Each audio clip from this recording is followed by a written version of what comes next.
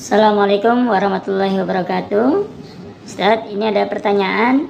Bagaimana pandangan Islam tentang pembagian tugas rumah tangga antara suami dan istri di era modern saat ini? Demikian, Assalamualaikum warahmatullahi wabarakatuh. Assalamualaikum warahmatullahi wabarakatuh. Rumah tangga itu adalah tugas, beban. Karenanya suami dan istri harus bekerja sama dalam melaksanakan tugas-tugas rumah. Kerjasama itu penting. Jangan suami memposisikan istrinya seperti pembantu rumah tangga. Jangan istri memposisikan suaminya seperti pesuruh. Pak, udah cuci piring, Pak? Sudah. Sekarang ngepel. Udah ngepel, Pak? Sudah. Sekarang jemur pakaian. Terus istri ngerjain apa?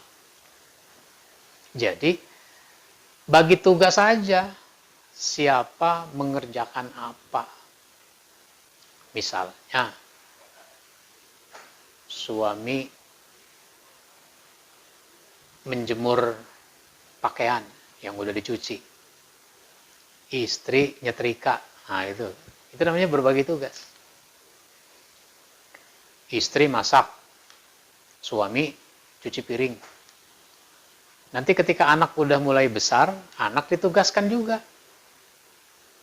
Jangan anak kayak bos. Anak suruh cuci piring.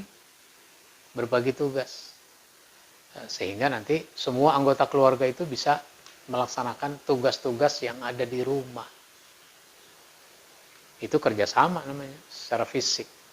Nggak ada salahnya seorang suami, seorang bapak ngepel, ngejemur pakaian. Nggak ada salahnya, itu bagus. Tapi istri juga harus mengerjakan apa yang harusnya dikerjakan. Semua bekerja. Karena kita rumah pengen bersih, pengen indah, pengen nyaman, mau makan, piring, gelas, sendok tersedia dengan baik, pakaian maunya sudah disetrika, licin, bersih, dan seterusnya. Itu semua harus dikerjakan bersama-sama. Apalagi kalau tidak ada pembantu. Maka kerjasama bukan cuma menyangkut fisik rumah. Nah, kerjasama itu juga terkait dengan mengatur ekonomi keluarga. Bagaimana penghasilan suami cukup sampai tanggal 31. Syukur-syukur bisa menabung. Kalau ada utang, utang bisa dibayar. Begitu. Itu namanya mengatur ekonomi keluarga. Jangan baru tanggal 5 udah koma. Nah, udah habis. Akhirnya ngutang lagi. Jangan jadi budaya utang itu. Utang itu kalau terpaksa, jangan jadi kebiasaan. Apalagi kalau utang buat gaya hidup, jangan sampai. Jadi atur ekonomi keluarga, harus ada keterbukaan, diatur sedemikian rupa. Kerjasama dalam menghadapi masalah. Jadi kalau ada problem, hadapi sama-sama, kerjasama. Misalnya, seorang istri dapat kabar dari adiknya misalnya bahwa ibu sakit. Si istri ngomong, "Pak, ibu sakit." "Oh ya, ayo kita lihat, kita bawa ke dokter misalnya," dan seterusnya gitu. Jangan suami bilang apa? "Ya kamu urus dong, itu kan ibu kamu." Jangan ngomong begitu. Ibunya istri itu juga ibunya suami. Ibunya suami itu juga ibunya istri.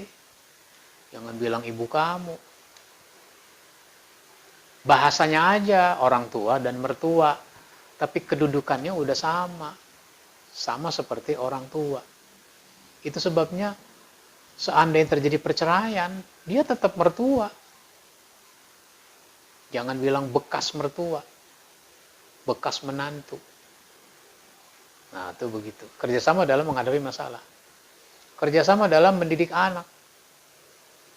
Mendidik anak. Sehingga tidak terjadi kontradiksi antara omongan ibu dengan sikap dan tingkah laku bapak. Jangan kontradiksi antara omongan bapak dengan sikap dan tingkah laku ibu. Contohnya bagaimana tuh?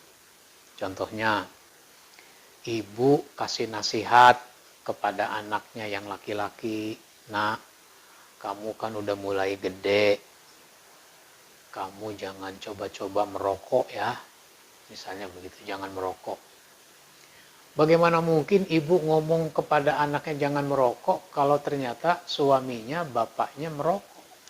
Itu namanya kontradiktif, nggak kerjasama dalam mendidik anak. Begitu juga sebaliknya. Seorang bapak misalnya ngomong kepada anaknya yang perempuan agar pakai jilbab. Kamu kan udah mulai gede, pakai jilbab. Bagaimana mungkin dia ngomong begitu kalau istrinya atau ibu dari anak ini malah nggak pakai jilbab kemana-mana? Itu jadi kontradiksi namanya. Jadi kerjasama dalam mendidik anak.